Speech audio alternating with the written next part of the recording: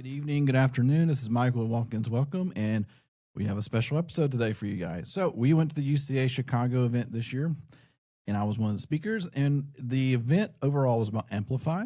And so I talked about how to have better retention with your workforce through culture.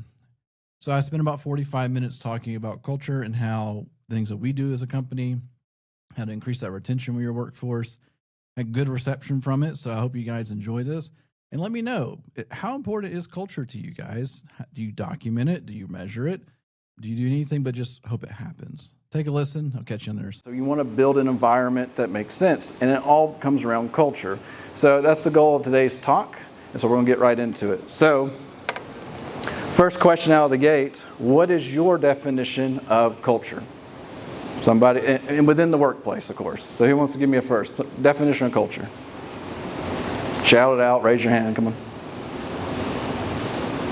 I'll point. I'll come a little closer and point to somebody. What's your definition of culture? It's the underlying theme of how you interact with your coworkers, how you guys solve problems and get things done. Yeah, so you're saying the underlying theme to interact with coworkers, somewhat, okay. Well, who else? I'll keep pointing. Happens when the boss isn't there. Okay, I like where you're going with that. I have something similar to that, so you understand. Who else? Yeah. What they decide when things go hard. What they decide when things go hard. Okay. Interesting. I'll do one more. Anybody else? Anything different? Yeah. The expectation that is set for both staff and leadership alike so that there's support in the workplace. So expectation from the leadership and the support system that goes around it. Very good. I like it. So to one of the answers, you got it mostly right. Culture is what happens when you leave the room. So right now, whatever's happening at your business is your culture, because most of the people in here are either owners, managers, or some type of leadership, correct? Does that make you feel a little nervous? You feel good about what's happening right now because you can't touch it, because you're in this room right now. You can't look at your phones because you got to look at me. So are you confident what's happening in that culture? Who thinks it's a good thing so far? Or do you think there's things going on you wish you could change right now, but you can't because you're stuck here? Maybe, okay. So when it comes to culture, it always exists, but it only changes with intentionality. And today we're going to be talking about the intentionality side of things. So the first half of this presentation is building up the conversation around culture. And in the second half are some quick things that we could recommend to you right now that you can implement this week and make a positive change into your culture today. So thinking about your culture right now, and I need some feedback here. Do you have a positive culture or a negative culture? Who's first? Who's positive? Raise your hand. Ooh, that's not even half the room. Who's negative? Negative culture? Got a couple up here. All right, I saw a hand back there. So back there in the back in the brown, like you said, negative culture. Why do you think it's negative? Hang on, I gotta get a little closer to this. This one's a merger. Oh, a merger. It's still the new culture and the old culture together has been a little bit challenging to do. So you're saying your new culture is better than the old culture. And so there's a challenge of merging things together. Can't disagree on that. Like, that is such a hard thing to merge them together. So that's a good example. What else is negative? Who else has got a negative culture? They're not afraid to talk about. Nobody's going to talk? Everybody's positive? All right, so positive culture. Oh, somebody in the back? No? All right, positive culture, put your hand up again. Who's positive? All right. Why is it positive? Me? Yeah. Oh, because I think that overall our team values the same thing and works towards the goals together. Okay, so your view of positive is that we're all on the same boat. So, and I'm not disagreeing with that. I think a positive culture is like we're on a similar, like we're all on the same path. But there's a layer to it where are there sacrifices happening to get to that path? And do we even acknowledge it or not? I know we're all in business, and there's a challenge with business when, like, hey, we're trying to achieve a goal, and sometimes we overrun people in the process of doing that. And I'm here to talk about some of that today. So give me another positive culture. I just want to hear. Yeah. So about a year ago, we merged with our ED department. Okay. We fell underneath their umbrella instead of our family community medicine department. And prior to that merger, we were on the negative side of things. During that merger, we ended up shifting things to a more positive culture by engaging the staff more, managers getting out into the clinics, interacting, working as staff, trying to build those relationships in mutual respect from all parties involved.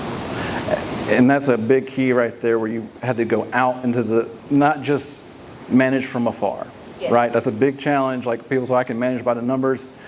No, like there's a layer to that, but you have to like engage with your people. And our leadership team, as well as people above us, have all made trips into the clinics, asked questions, showed interest and involvement in the day-to-day processes as well. Good. Do y'all agree? Oh yeah. Tell me an experience that inside the positive side that you had where you're like, okay, I'm so glad we're still doing this and we're going into the clinics and you brought something to light. Anything that comes to mind? Inside is actually what's happening in the clinic. So I report to an APP manager now, and that's been a big shift into the previous administration. And so he actually works shifts alongside of our providers. I think that just, again, gives you insight into the problems that we're having. Like for example, we have a lot of walk-ins. So we went from just taking all walk-ins to just taking scheduled patients to now we're doing both. And to try to accommodate that can be very challenging. So we had an idea last summer of implementing telemedicine within our clinics. And because he and I were working very closely together, we kind of saw this problem and came up with a solution, and we were able to implement a whole program that they helped run it with us. Nice. So yeah. Well, there you go. I mean, that's just great examples of where that matters, where you're getting involved and you're seeing, I want to help my people, right? So awesome. I love it. All right, moving forward. So I thought this is the next one because I'm kind of curious. When you do exit interviews, hopefully you do. If you don't do exit interviews, you should. That's just a quick tidbit right there. You probably should do those because you want to learn what they really thought, because now they're on out the door, so they're not that threatened anymore, right? So when you do exit interviews, why do you think they leave? Most people will say it's because of money. They wanted more money somewhere else. Do we agree? Somewhat? Part of it, right. So you say part of it. I'll come to a slide in just a second where the other parts come into play. But I would have said 2 or 3 years ago, money was definitely a big player because like in social media and other things, they were convincing everybody, just switch jobs, you'll get more pay every single time. And then you don't see that anymore because those people don't have jobs anymore. So it's just part of the game. But anyway, so thinking through your exit interviews that you've done with multiple employees over the years, money probably comes up. Give me one more do you think is the reason why they left? Growth? Growth opportunity, which is part of money, right? So absolutely, I do not disagree at all. So leadership dissatisfaction. Yeah, I mean, sometimes you gotta get rid of people, right? And then there's the other side of it where maybe the leadership's not very good and they wanted to leave off of that too. You can't forget about that. So this is coming off of the human resource management, and so top 4 reasons. Yes, inadequate pay is in there. It's about half. Inadequate pay is about half, but these are the other 3. Poor manager, unfair treatment, insufficient regard toward employee well-being. What does that all tie back to? Our talk today is culture, because those 3, culture probably could have fixed to a certain degree, or could have had a warning sign, or could have done something to help prevent that. And as we all know, when somebody leaves, like replacing that person is a challenge. It takes time. It takes more stress from other people to do that. And it would have been really awesome if we knew that was coming ahead of time, or we could have prevented it. I'm going to give you some tools today to help prevent some of that.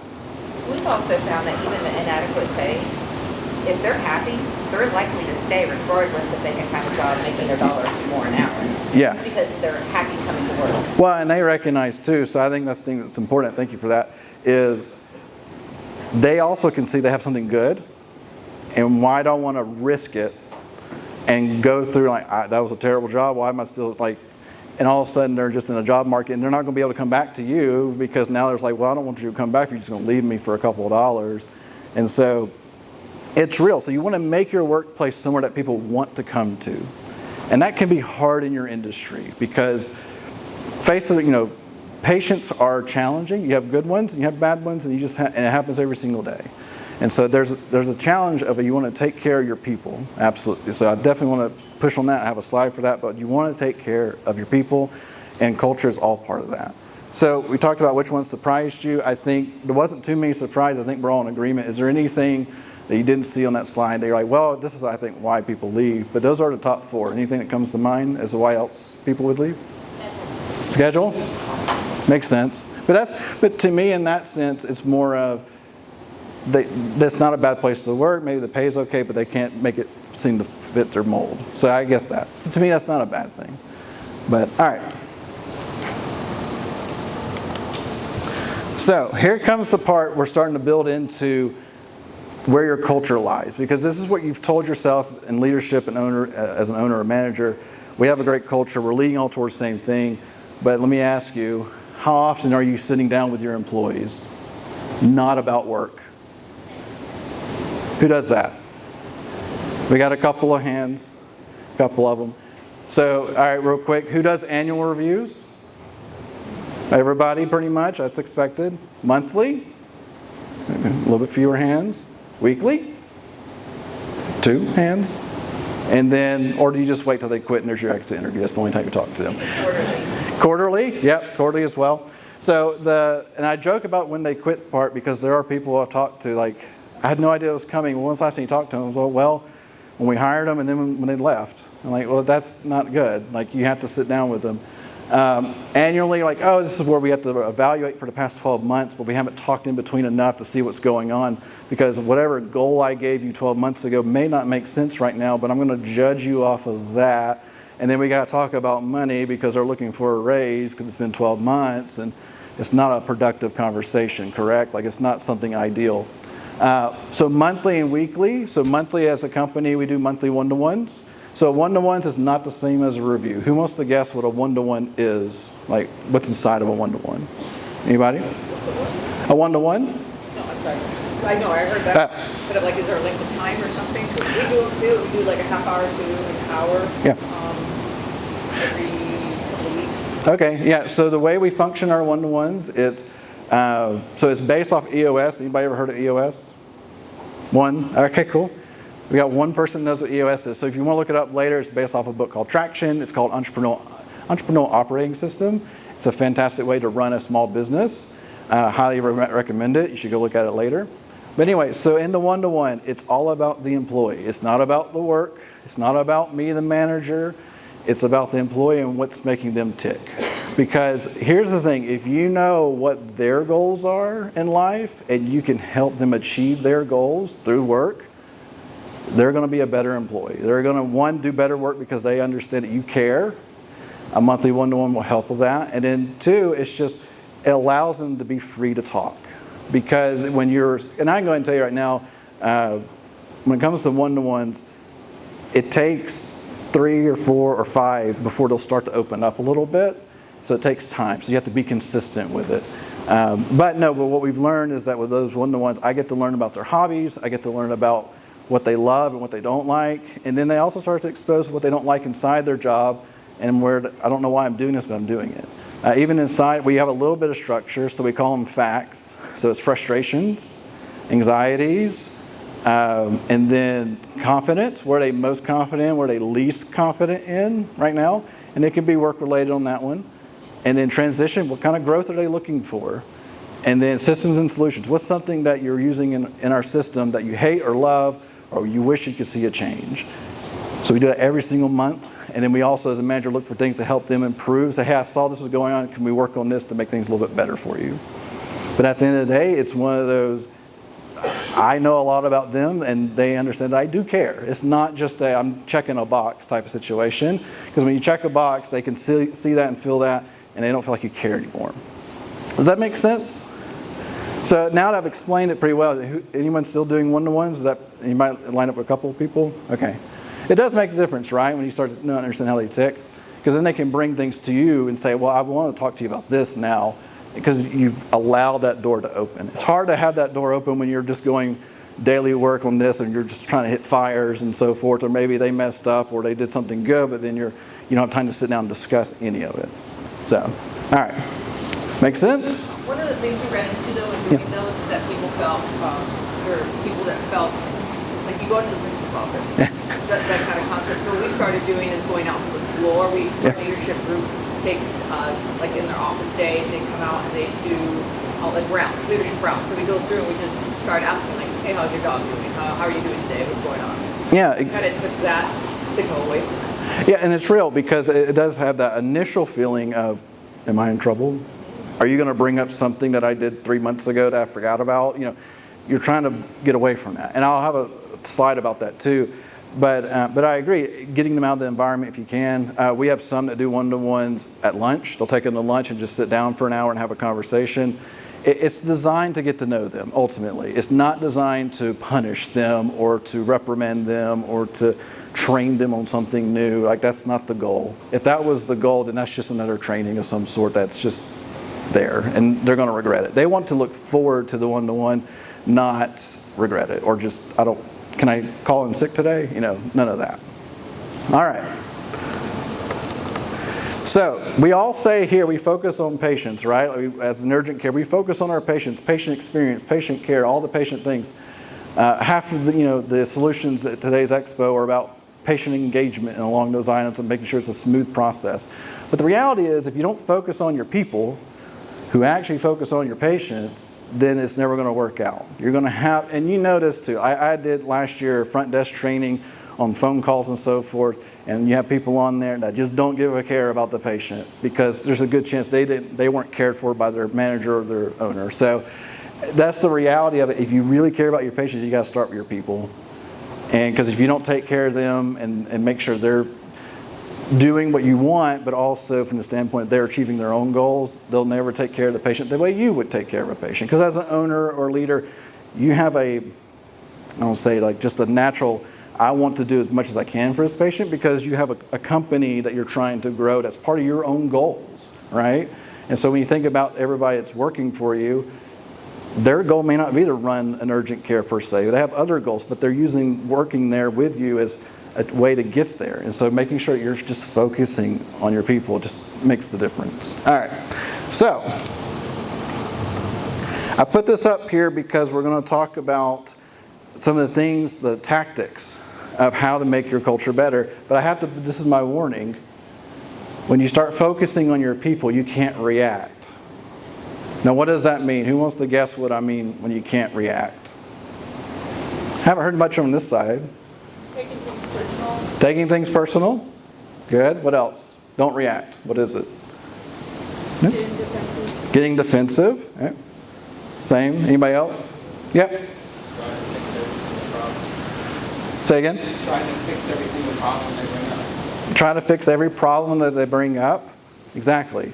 So why do I say don't react? If you react every time a problem is brought up, a question is brought up, anything that's not in the positive path and you have a hard reaction to it, they're not going to give you your full answer. They're not going to be transparent with you. They're going to be the yes men of situations where they're just going to tell you what you want to hear. Or the best part is where you find out later, and because they were too afraid to tell you. Even recently we had a mastermind of urgent cares come into our town, and in that mastermind the owner had 2 other people with him, and they said, well, you didn't know that so-and-so was stealing from you? He's like, why would that be, why are they stealing from me? And then they explained, he said, I had no idea. And it was one of those, we just didn't want to tell you. And nobody wants to hear that, right? You ever notice that when you do let somebody go, you start hearing about these things that were happening that nobody told you? You just found out because you investigated a little bit? That's why that reaction matters. It really does. And so, because we all know it too. Like growing up as a child, like if I do something wrong, I don't want to tell my parent because I'm afraid of the reaction. I'm more afraid of the reaction than the actual problem that happened. Well, we can't do that with our people, right? They can't be afraid of you. Do you think some are afraid of you? Maybe? Do you like the fear? Yeah. Some people do. I'm not a fan of it, but some people do like fear. So, all right. And as I just said there, you're creating a yes people situation. If you do that, no matter what I tell you today, your culture won't improve because it will be in your bubble and not the whole company, because you're thinking that we're moving positively, but the reality is you're being told that, and it's probably not happening until you go visit your clinics and you start seeing what's going on. You're like, well, why hasn't anybody told us about this? It's been going on for months. It's because of the reaction part. All right. So we're going to go into the quick wins of things here. So I'm actually at the halfway point of the timing too, so that's good. So this is the halfway point. This is the quick wins. These are things that we do in our company right now. I will explain each of them in more detail. You can probably guess on the first two, and the last two you're probably not sure about, is my guess. So obviously, when it comes to gossip and politics, we know what that means usually. I'll have a definition for you. But what we've learned, like these 4 items right here, make the biggest impact. It's one of those, it can solve a lot of problems before they even become a problem. And I'm curious for you guys, do you have policies in place that have some of this information in there? Like a no gossip and a no politics discussion, anything like that? No? No policies? Do you think you should? Maybe? All right, so let's see. First, a no gossip policy. So this is my definition of no gossip. This is what we use from inside of our handbook right now. Tell me if this makes sense. When you have 2 coworkers talking together about a third coworker without them present. Can you imagine that right now?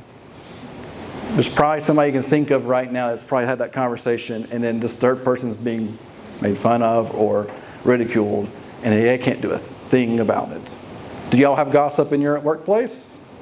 I see lots of nods, lots of nods. Okay, so somebody give me an example of some gossip situations. Let me guess, somebody got fired or reprimanded shortly after once you discovered it, or they left, correct?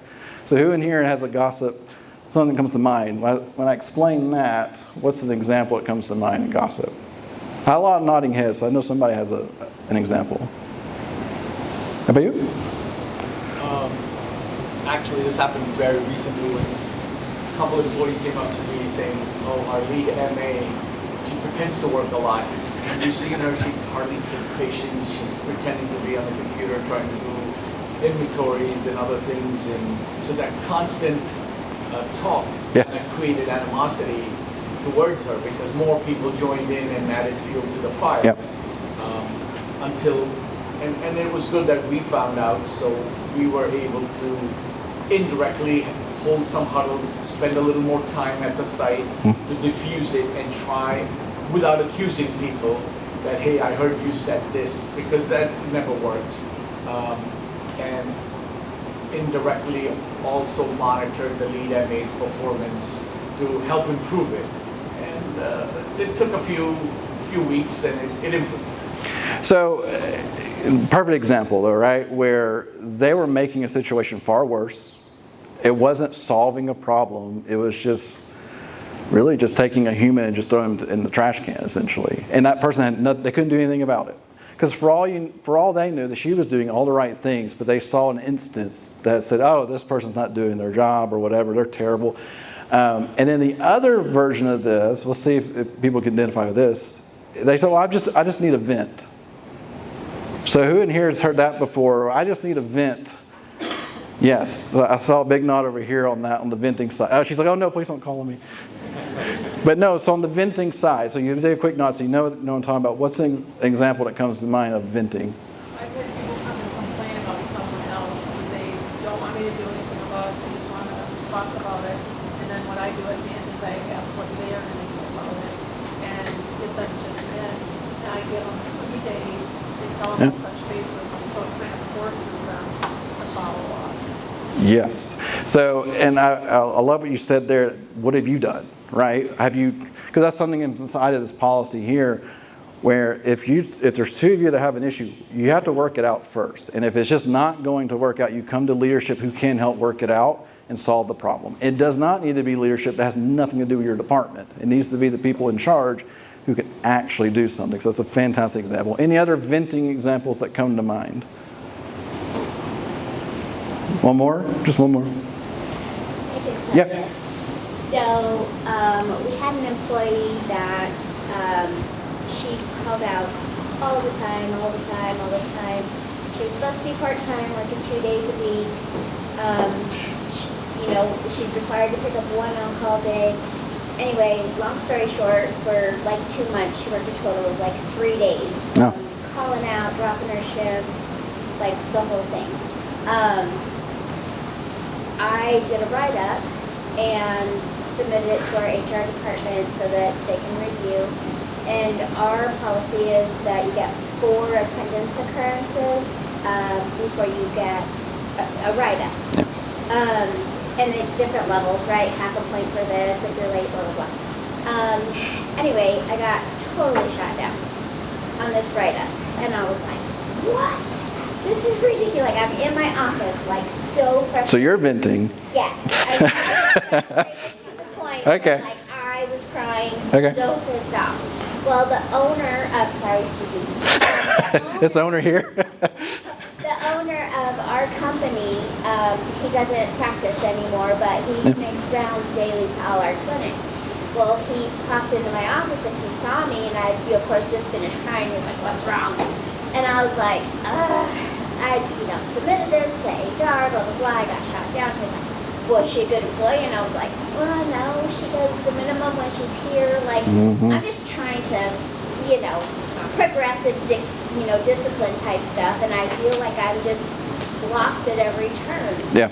And anyway, he turned around and went to the president of human resources and like created this whole thing. So now, like, every time I see the person who responded with, no, you can't do this, and we have to combine these occurrences because they're all in one.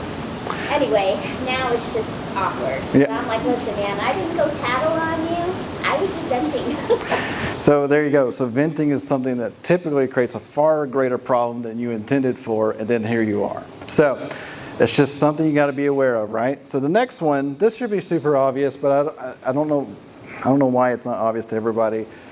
You guys have enough going on. Everybody's got an opinion on something. There's no reason to bring in who's a Republican or a Democrat argument into the workplace. They can do it outside the workplace. I don't have to go too far on that, but it's something that seems so simple. And the next one we're going into will help guard some of that. But I just, at this point in time, like, there's always a lot of tension in the air about whatever's happening in the world. You guys are here to take care of patients, take care of each other. Let's focus on that. Don't let this be a distraction to your company. Because the last thing you need is somebody reprimanded or fired because they got in an argument with somebody else over something they have no influence over. And then all of a sudden, everybody's mad, and it's a bad day, and a patient has a bad day, and then you get a bad review. So, like, why, right? Just simply why. Like I said, I wasn't going to spend much on that, but I just want to point it out. Finally, but this is the one that's so fascinating. So this, not our original work. We found this out of a book called Freedom at Work. It's called 10 Words. Technically, you can call it what you want. But what this means, this is your opportunity to stop people in their tracks before they say something they really are going to regret. And so the concept is pretty straightforward. You are 10 words away from violating a policy, making somebody mad, probably going to get reprimanded, or something you just do not need to do. It sounds silly, doesn't it? But think about it this way. Let's say you're into a clinic and you hear a conversation between employees, and you could say, like, that's going really sideways. They don't need to talk about that. Instead of you saying, hey, I don't think we should talk about this. That's kind of awkward, right? I don't think we should talk about this. Please move on. You can just say, it's basically a code word. Hey, 10 words. Like, sorry, 10 words, you're right. Now, what we also find that sometimes say, hey, 2 words, you're getting too close. And then sometimes, like, negative 25 words, you went way too far. Let's come talk. So, because you caught it in the middle of it. So this 10-word concept, anybody do this of any stretch? Oh, we got one over here. I'm actually surprised. So tell me about it. Recently, we've been implementing check yourself before you wreck yourself. Check yourself before you wreck yourself. In a positive way. In a positive way. A lot of young crowds, right? And Yep. we recently had a meeting with some, especially when it comes to interacting with patients, and and it's not becoming reactive Yeah. with them, Yep. And then they reiterate what was said. I'm like, here you go. Check yourself before you wreck yourself. And they're like, you're right. Even my director is now using that term. Check yourself before you wreck. Check yourself before you wreck. That's fantastic. I like it. But yeah, the 10 words part, and the best part is you can say that in front of a patient and they'll have no idea what you're talking about. And so that kind of keeps it from a standpoint of like, oh, they're about to get in trouble. No, they have no idea. 10 words, what do you mean? And they move on. So I would encourage that. I'm curious, anybody have a code word they think they're thinking of other than 10 words that comes to mind if they're wanting to implement this? Any code words? No? Okay. All right. So, but 10 words though, like I said, it sounds so simple, but we have stopped so many conversations. Like the conversation of that gets stopped in its tracks when we say 10 words. Because you can hear it coming, especially around election time and all the things, or maybe there's a policy change that people aren't fans of. 10 words will stop it right in the tracks. And so if you have a very chatty clinic that likes to have lots of conversations, this is super easy to implement, and it makes it be very effective. So I highly encourage it for sure. Makes a difference. All right, next guy right here. So this one is one of my more favorite ones because this is how you keep track of people without having to spend one-on-one time with them on a constant rate. Because you know, if you have 5 employees, 10 employees, 50, and 100 plus, it's hard to spend that time accordingly. And so this weekly report, we've been running this type of weekly report now for 5 years. Yeah, 5 years. And we started off with the first 4 questions. How was your morale this week? How was your stress this week? How was your workload this week? And what was your high and what was your low of the week? That's where we started. And within that, we also have a box where they can put in the details around it. They can say, I had nothing to say. Most of the time, they'll say, hey, this was really a stressful week because of blank. Great, now that we know, and then we're looking for trends, right? But this is important because we have them filled out at Friday at 10 a.m., has a little email sent out, hey, don't forget to fill out your weekly report. Usually by 2 o'clock, we get all of them in. And so we can kind of see what's going on. And it's really been fantastic because it predicts things for us. So a couple of things that what it does. I know when somebody's about to quit based off of the weekly report because they change the way they answer. When they start saying a certain way, how they say their name, because one of the questions is like, what's your name? Just so we know. Their name, how they say their name may change, how they pick out that, and how they respond in the comment box for each one. When we see a trend shift, we're about 3 weeks away they may be quitting because they've mentally moved on from the company and are doing something else.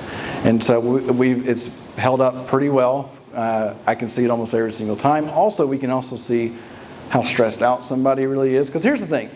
If you have a stressful week, I get it. If you have a stressful month, we got to fix that. I mean, 2 weeks of stress, too much stress, you got to fix that. Same with workload and so forth. If this person says, my workload is maxed out every single week, is it time to hire? Or did you hire the right person? Do they need more training to help make them more efficient? Are they doing the things that's already out there? We don't know.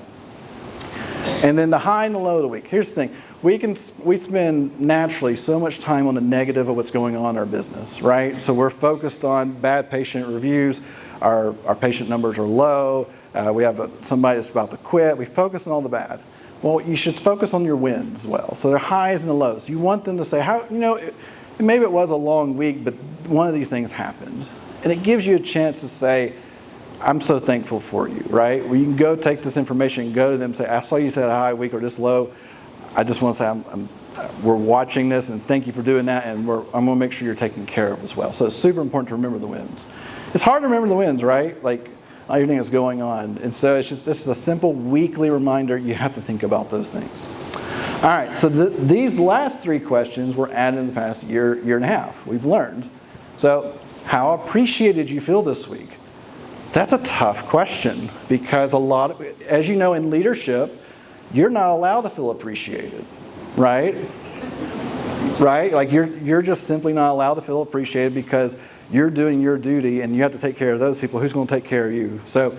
But for your people, if they'd never feel appreciated, why are they working there? Just to make money? So there's a mental health side of things that's happening. And we see it. That when somebody feels no appreciation at all on a consistent basis, it shows up in their work quality. They just do okay on their work. Their performance isn't ideal. So it makes a difference. Next this is interesting. So these last 2 are optional. So first one is, what one thing, if changed, would make the biggest difference right now? This is where your operations get more efficient.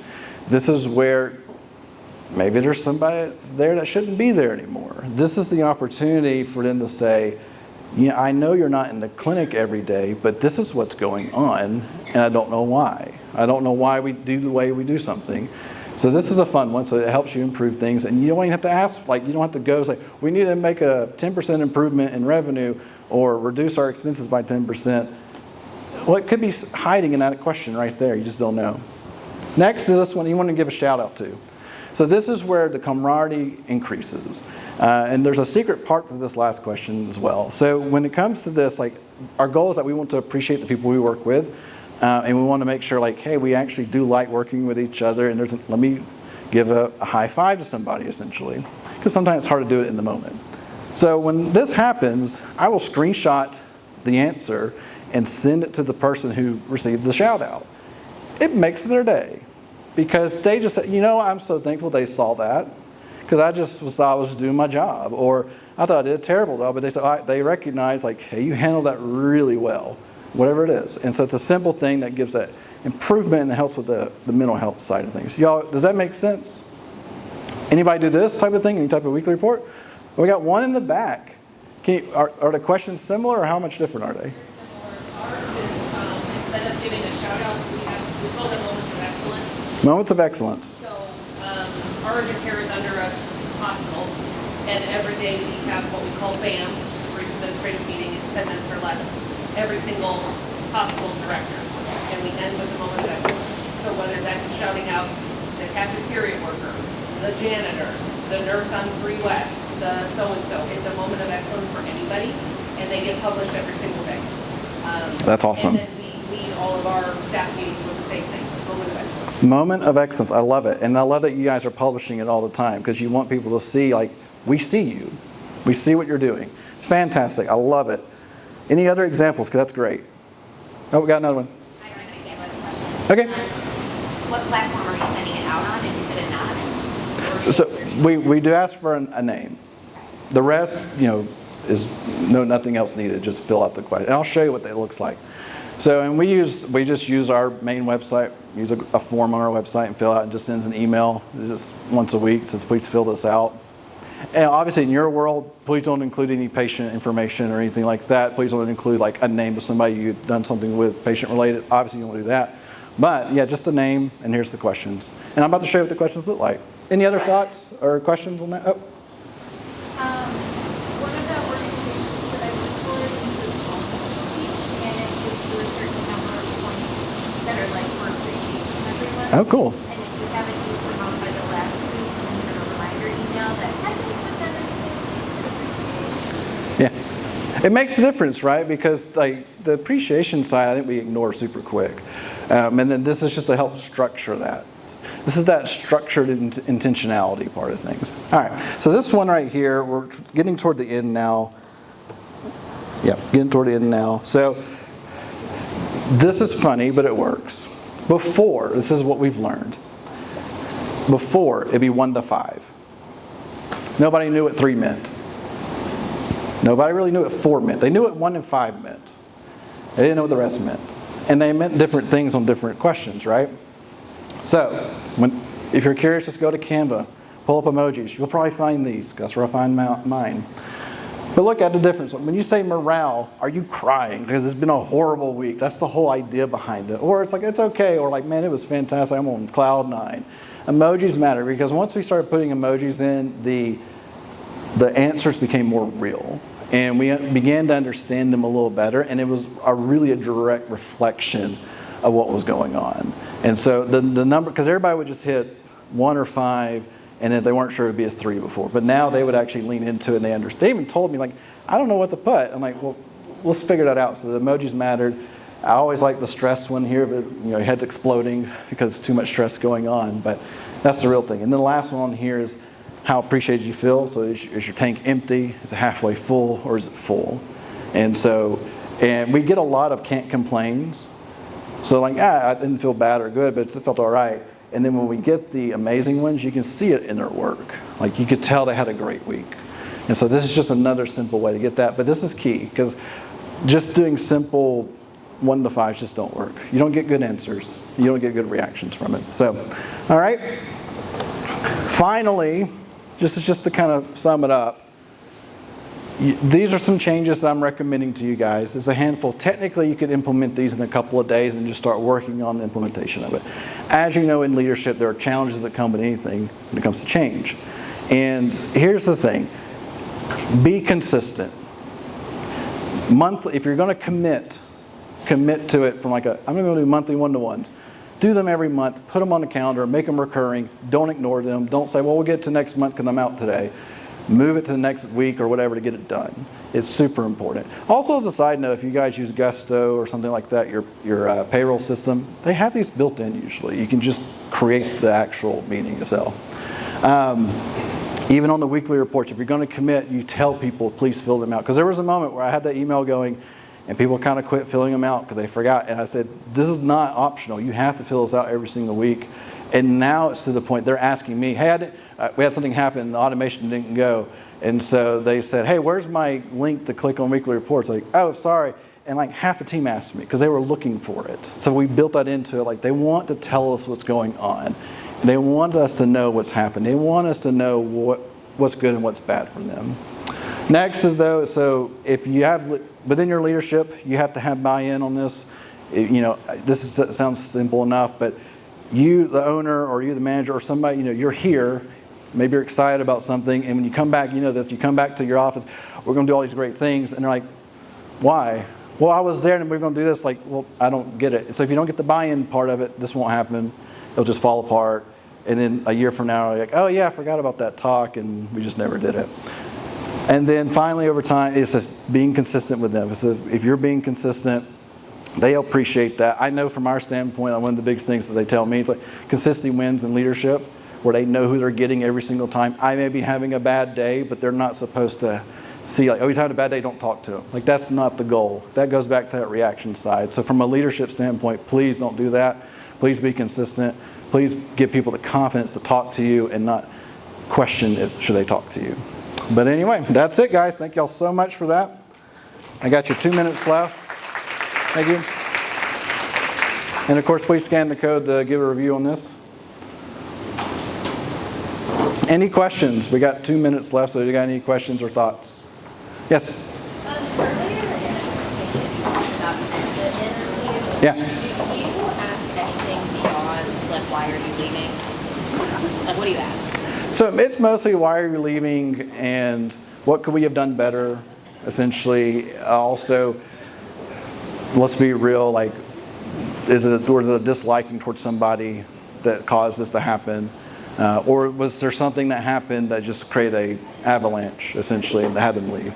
And we had one guy once, he's like, well, I'll tell you exactly what happened over a beer. So I went over to the fridge, opened a beer, and handed it to him. Let's go, let's talk about it. So that's real.